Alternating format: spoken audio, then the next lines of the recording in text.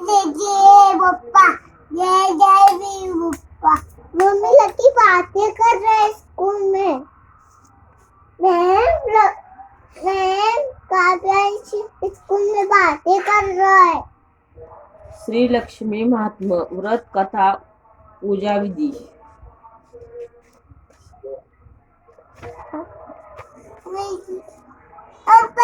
बप्पा मोरया।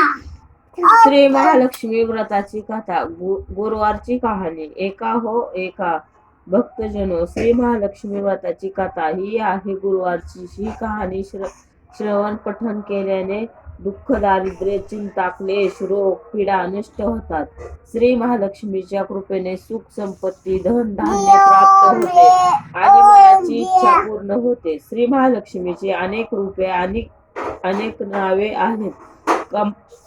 कमळातून निघालेली व कमळात वास करते म्हणून ती पार्वती. सिंधू कन्या, स्वर्गातील श्री महालक्ष्मी, भूलोकावरील लक्ष्मी, ब्रह्मलोकाची सावित्री, गोलाकातील राधिका, वृंदावनातील रासेश्वरी, चंदनवनातील चंद्रा, चंपकवनातील गिरिजा, पद्मवनातील पद्मावती, मालती वनातील मालती, कुंदनवनातील कुंदती, केतिक वनातील सुशीला, कदम वनातील कंदमाला, राजगृहातील राजलक्ष्मी आणि घराघरातील गृहलक्ष्मी असे अनेक रूपांनी आणि नावांनी लक्ष्मी देवी प्रसिद्ध आहे. अशी श्री लक्ष्मी देवीची आहे. ही कहाणी व्यापार युगातील सौराष्ट्र देशातील. तिथे भद्रशाळा नावाचा एक राजा राज्य करीत होता. तो पराक्रमी होता. 4 वेद, 6 शास्त्रे, 18 पुराणे याचे त्याला ज्ञान होते. त्याच्या राणीचे नाव सुरचंद्रिका. ती होती देखणी, सुलक्षणी, पतिव्रता. त्या राजा राणीला होती 8 मुले, 7 मुलगे आणि 1 मुलगी.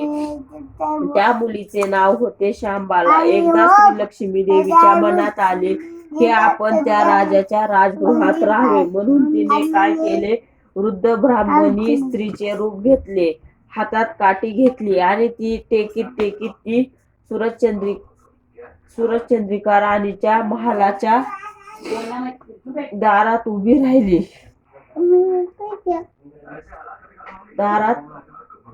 राहिली. तिला बघून एक दासी पुढे आली. तिने त्या म्हातारीचे चौकशी केली. तिचे नाव, तिच्या नवऱ्याचे नाव, राहण्याचे ठिकाण वगैरे माहिती विचारली. वृद्ध स्त्रीचे रूप घेतलेली लक्ष्मी माता म्हणाली, माझे नाव कमला, माझ्या नवऱ्याचे नाव भुवनेश.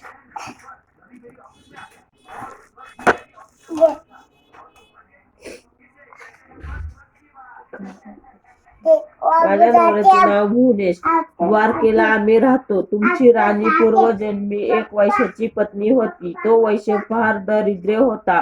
रोज भांडणे होत असत. नवरा तिला मारझोड करीत असे. नवऱ्याच्या त्रासाला ती कंटाळली आणि घर सोडून निघाली. रानावनात उपाशी भटकू लागली. तिची ती दशा बघून मला तिची दया आली.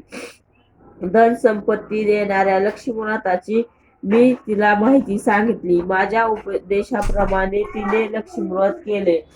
लक्ष्मी देवी प्रसन्न झाली. त्यामुळे त्यांचे दारिद्र्य संपले. संपत्ती सततीने घर भरले. आनंदी आनंद झाला. पुढे ती दोघे निधन पावली. लक्ष्मीव्रत केल्यामुळे ती दोघे लक्ष्मी लोकात वैभवात राहिली. जितकी वर्षे लक्ष्मीव्रत केली तितकी 1000 वर्षे त्यांना सुखभोग मिळाले. आता तर त्यांचा राजकुळात जन्म झाला आहे. परंतु त्या राणीला लक्ष्मीव्रताची विसर पडला आहे. त्याची आठवण करून देण्यासाठी मी मुद्दाम इथे आले.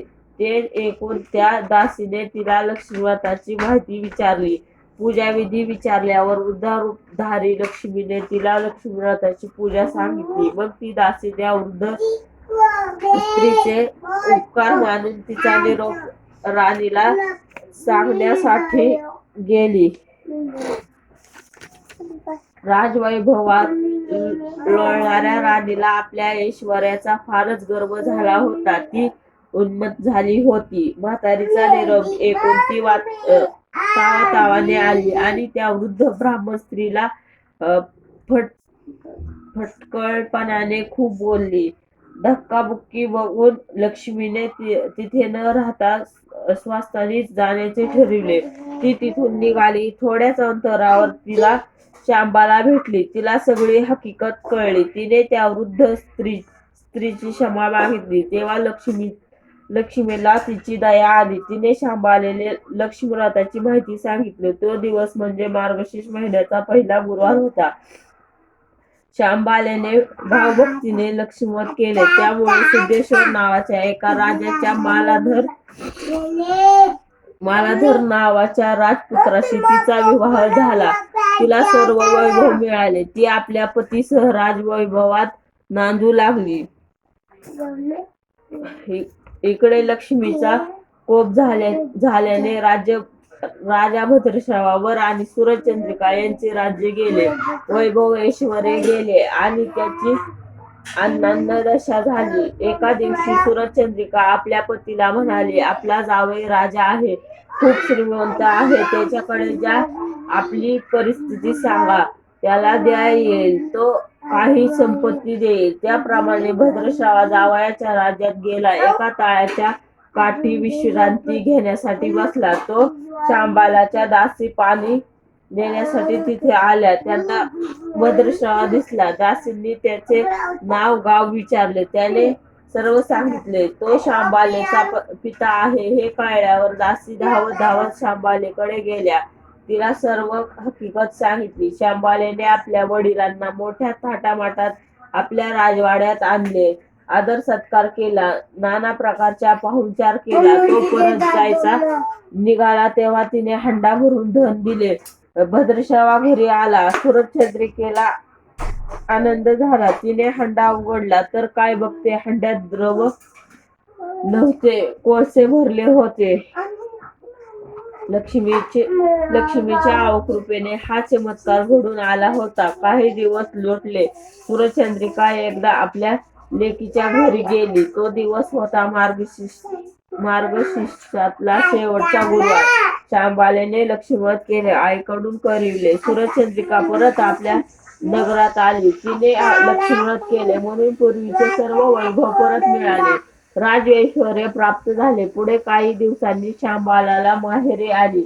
परंतु बापाला कोळसे दिले, आपल्याला काही दिलेच नाही. हा राग सूरजचंद्रिकेच्या पोटात खडखडत होता. म्हणून शांबालेला कोणी विचारले नाही. तिचा अपमान झाला, परंतु ती आईवर रागवली नाही. ती तिथून निघाली. निघताना तिने तिथले थोडे मीठ बरोबर घेतले. आपल्या घरी आल्यावर तिच्या पतीने तिला विचारले, माहेराहून काय आणले? म्हणाली, राज्याचे सार आणले. पती म्हणाला, म्हणजे काय? पत्नी म्हणाली, थोडा धीर धरा म्हणजे कळेल. त्या दिवशी तिने सर्व पदार्थ अळणी करायला सांगितले. नवऱ्याला जेवण वाढले. त्याला जेवण अळणी लागले. मग तिने ताटात थोडे मीठ वाढले. पदार्थात ते घालताच जेवण रुचकर लागले. हेच ते राज्याचे सार. शांबालेच्या पतीला ते पटले. त्या दोघांनी मग हास्यविनोद करीत भोजन संपविले. सारांश असा, रीतीने जो कोणी हे श्रीलक्ष्मीव्रत श्रद्धेने करतील, त्यांच्यावर लक्ष्मीची कृपा होईल, सुख शांती लाभ होईल, मनोरथ पूर्ण होईल. मात्र श्रीमंती आल्यावर उठू नये, मातू नये, लक्ष्मीव्रत करायला चुकू नये, प्रत्येक गुरुवारी पोथी वाचायला विसरू नये. अशी ही श्री लक्ष्मीव्रताची कथा, गुरुवारची कहाणी सुफळ संपूर्ण.